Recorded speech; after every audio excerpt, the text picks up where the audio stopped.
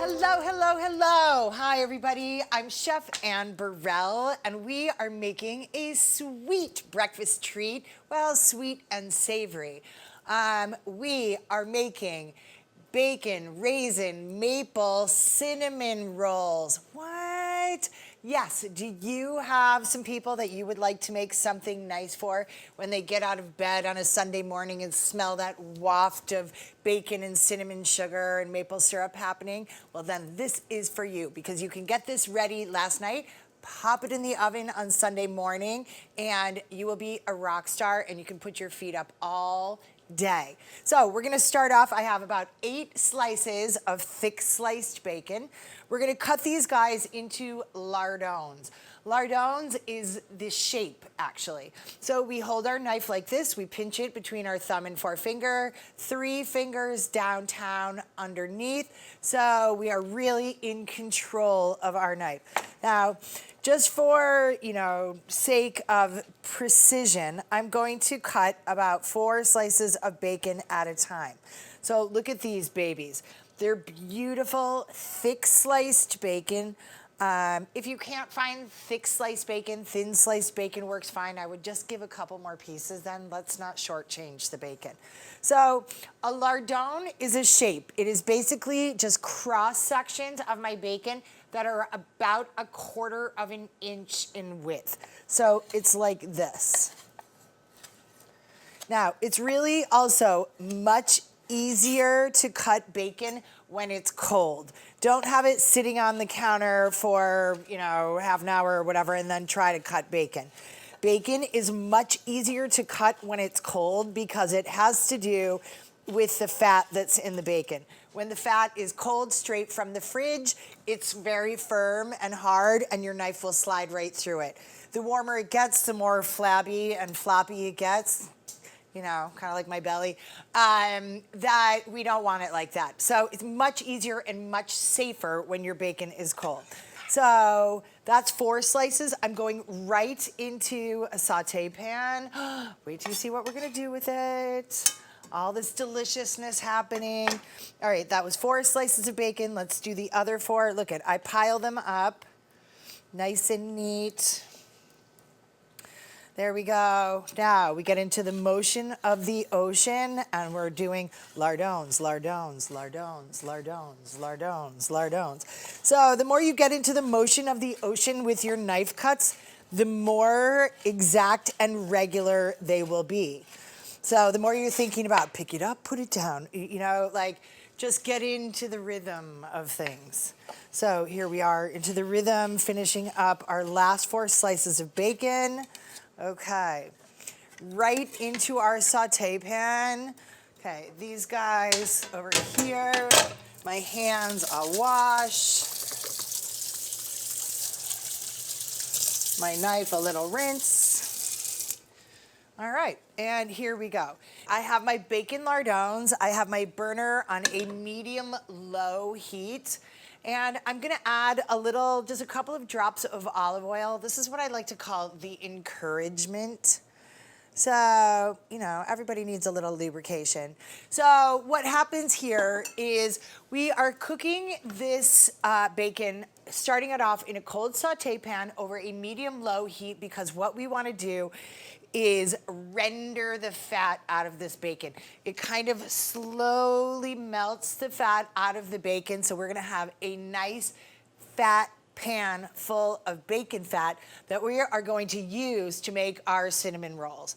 But if we started our bacon off in a hot pan and without any olive oil or encouragement, lubrication, however you wanna call it, what would happen, instead of the fat melting out of the bacon, it would seal right in there. So you're saying, ooh, can I make fat-free bacon? And I'm saying, I wish. Unfortunately, no. But we really want to melt the fat out of that bacon and then crisp the bacon ever so gently. And then we're gonna take it out and sort of blot it. But we're gonna use that bacon fat. Why? Because it's delicious and it tastes like bacon. What do I say? Bacon makes it better.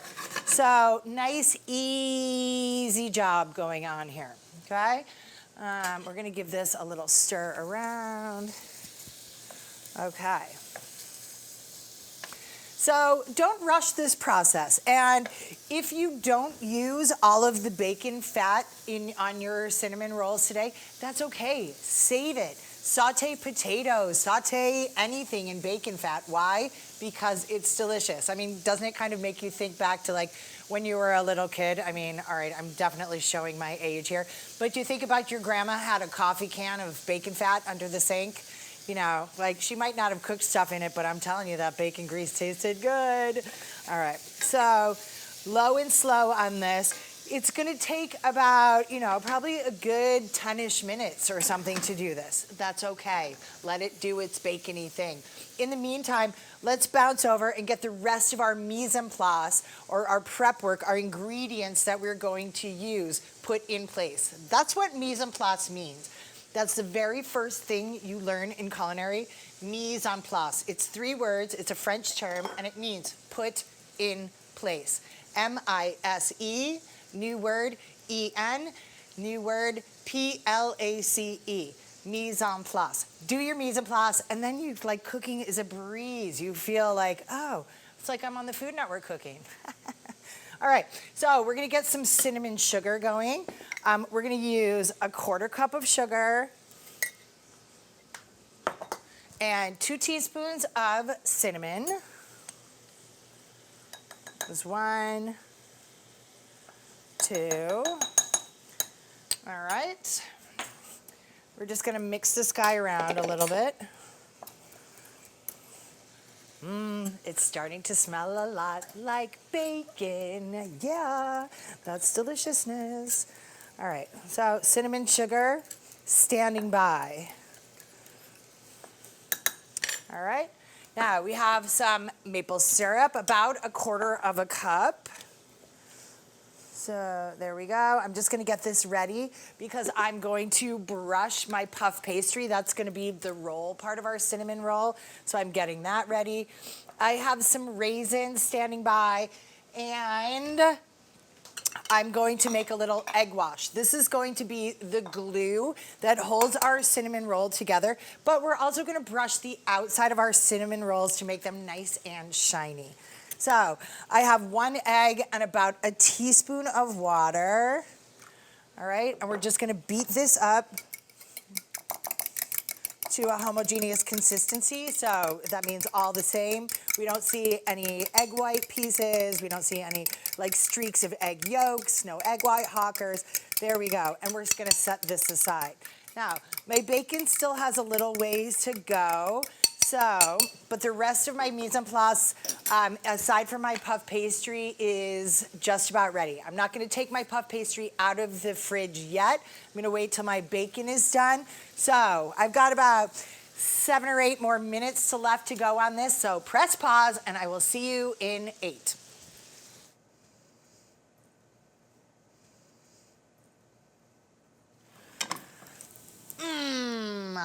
That is a bacon facial right there. I mean, I'm really 150 years old. I just go to bed with strips of bacon on my face at night. People say cucumbers. I'm like, no, it's all about the bacon.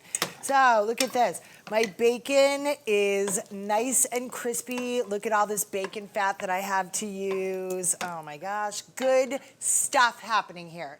So I'm using a slotted spoon, and I'm taking the bacon out of the bacon fat, and I'm laying it on a plate lined with a paper towel just to blot it off. And I'm going to reserve this bacon fat, and you'll see why in just a second. Okay. In the meantime, I have preheated my oven to 425 degrees. I've got the rest of my mise en place together. So I have my crispy bacon, I have my cinnamon sugar, I have maple syrup, I have egg wash, and I have golden raisins. And I'm gonna get my puff pastry. All right, so let's talk puff pastry. Puff pastry is one of those things you buy in the store. You don't make it. Even in restaurants, we buy it because it's so labor intensive to make. So this already tells you this recipe is going to be quick, easy, and delicious. All right, so we put a clean tea towel down on our cutting board. All right, we're gonna open up our package of puff pastry. There's 2 sheets in here, okay? Now, we're gonna use 1 sheet. We're gonna use both of these, but one at a time. So while you're using one, keep the other in the paper so it doesn't dry out. Okay, so we're gonna unroll this. Nice. All right.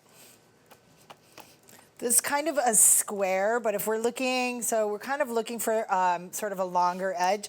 So we'll say this one is the longer edge. We're gonna brush off like any excess flour or things. So if there's a lot of flour on one side of your puff pastry more than the other, put the flour on the outside part.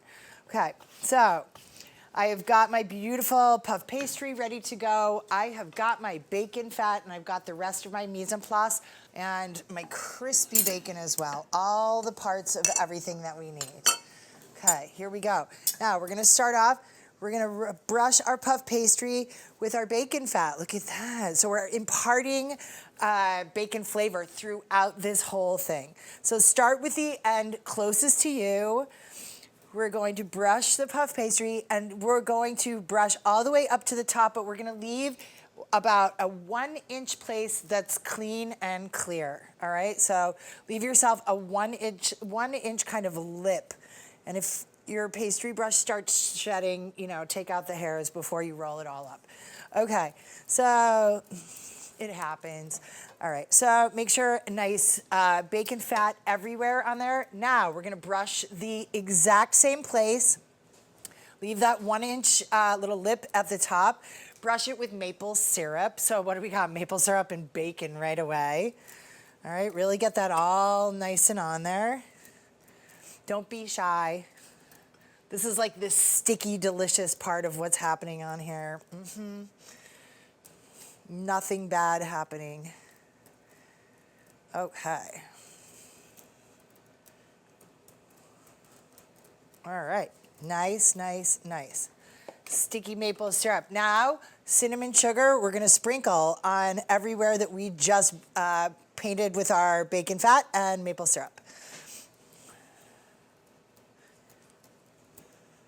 Don't be shy.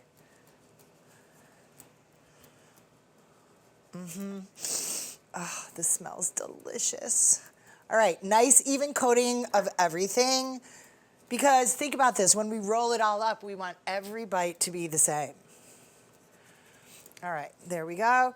Now we're gonna take about half of our crispy bacon and we're going to arrange it in an even layer over the puff pastry, that excluding that little clean lip at the top. You'll understand the naked 1-inch at the top in just a second. So, okay. So half of your bacon, nice even layer. Now we have about a 1/4 cup of golden raisins too. So guess what we're gonna do with those? We're gonna sprinkle those right on top of where our bacon goes. Not too many, because you want all this stuff to stay in your puff pastry while these guys are baking. Okay. All right. Now we're gonna find out what that lip is for, all right? So your pastry brush with our egg wash, we're going to paint that 1-inch that we left clean and clear at the top of our puff pastry. What we're doing, what this egg wash is doing, it's kind of like the glue that's gonna hold our roll together. So we take this guy and we start rolling it up, okay? And go right around. You can use your clean tea towel to really help with this whole situation. Look at that, nice, tight. There we go. Boom, and then we get to like that and close her up. Look at that, good. So now we're gonna cut these guys. We're gonna do one more of these, so save that towel. But we're gonna cut this guy in half. All right, careful. You don't want to squash right down on this. So, you know, it's better a sawing motion if you're concerned about this. If your knives aren't super sharp, maybe use a serrated knife. That will help. So we cut it in half, and then we're going to cut each half into thirds. So make a little roadmap for yourself so you make sure that everyone is nice and even. Okay. Okay. We don't want to squash them down, remember. So just like maybe saw through. There we go. Okay, now we have a baking dish. We're gonna brush the inside of that baking dish with bacon fat. Why? Because we don't want these guys to stick. I mean, you could use butter, you could use nonstick spray, but we have the bacon grease. Use it, it tastes delicious. I mean, otherwise, what are you gonna do with it? Just throw it out, right? I mean, you know, that's a matter of money too. Okay, so make sure that it's all nice and coated. Okay, and then we're gonna snuggle these guys right in there.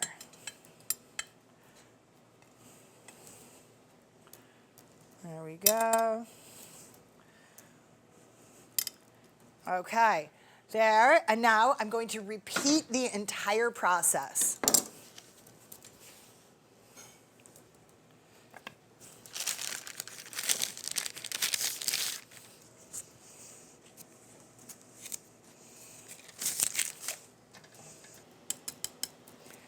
All right, so now that everybody is snuggled all right in there, we're gonna give them a little egg wash to go on the top. This is gonna make everyone very nice and shiny. And remember, this is puff pastry, so we're leaving a little room for these guys to grow. So they wanna get all puffed up. So do I want them to get all puffed up too. All right, that will make them nice and shiny and really delicious. And all nice and sticky on the inside. All right, a little hand wash for me.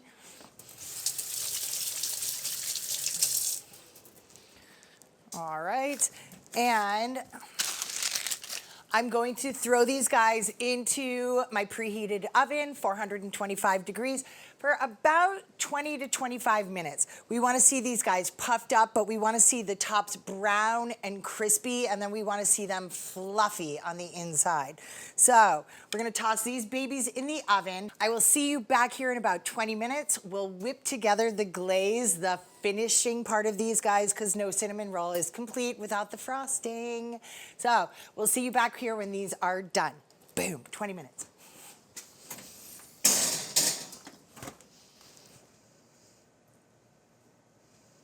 All right, my kitchen smells so cinnamony, bacony, mapley, delicious. They look a little tiny bit soft in the middle. They've been in the oven for about 21, 22 minutes, so I'm gonna leave them in for another like 3 or 4, you know, the full 25. You have to check, I mean, just because you put something in the oven and set the timer doesn't mean it's out of sight, out of mind. I always, always, always think it's a really good idea to check what's in the oven about halfway through and rotate it, you know, rotate your pan, whether it's something like this, whether it's, you know, a roast beef, whether it's a chicken. Rotating the pan will sort of help ensure an even cooking time. Sometimes the back of the oven is hotter than the front of the oven. You never know. Sometimes something could happen, like the oven could be at the wrong temperature. It could be too hot or too cold. If you don't check, you don't know. So I have 1 cup of, and wait, you want an even, a very even, get right in there. You want an even cupful. So scoop and sweep. There you go. It's always when powdered sugar is like up in the air, I feel like you can taste it and I love it. It takes me back to being a kid. All right, so we have a cup of powdered sugar, and powdered sugar always gets everywhere. And we're gonna start off with a tablespoon of milk to see how this is gonna go. If that's not enough milk, we can always add more, but it's better to go in baby steps. So let's start whisking this up a little bit. We're looking for a frosting type of something, you know, like that's like sort of the best ooey gooey part of our, of a cinnamon bun or roll. All right, so I'm thinking that 1 tablespoon, not quite enough. I'm gonna go with a little bit more. I'm gonna go with maybe another third or so of a tablespoon. When I'm saying a little bit goes a long way, that's what I mean, because you want this to be sort of like a glazy situation, and you don't want it to be running too fast. And when you put this stuff on the hot cinnamon buns, it kind of melts and gets in all the nooks and crannies. That's what we're looking for. All right, so look at my frosting is nice and thick and, gonna slather it all over my cinnamon rolls. But you know what? I think this is a great idea to add a little bit more flavor situation. So let's add a little bit of maple syrup into this guy as well, right? I mean, let's own that maple syrup flavor. All right, right in there. All right. Oh, that's what I'm talking about. All right, you know what I'm gonna do, just because, I have to? A little QC, a little quality control. Oh, yeah. That is delicious. Oh my gosh, that's exactly what I want it to be. All right, time for cinnamon buns. I smell them, they smell wonderfully delicious. Oh, look at this. These guys are perfect. Look at, they've all baked together. They're all snuggled in there. They look perfect. They're crispy on top. They're, like sort of soft and fluffy underneath. So let's get these guys slathered. Oh, yeah. This is what I'm talking about. You make these for anyone at your house, you will be a rock star all day, every day.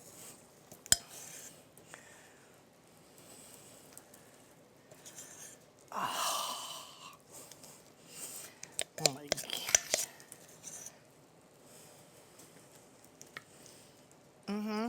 I mean, honestly, I don't even want to give these to anyone else. I just want to keep these for me. All right, make sure you use all of the glaze. Yeah, get it all, let it go all in the nooks and crannies of all the little rolls. Oh, yeah. All right, so I'm thinking, if you're like me, one of these babies isn't enough. So I think an average serving for these would be 2 pieces. Okay, let's dig in. They smell so good. This just smells like a hug, right? I mean, that just makes me happy. All right, this guy's a little hot.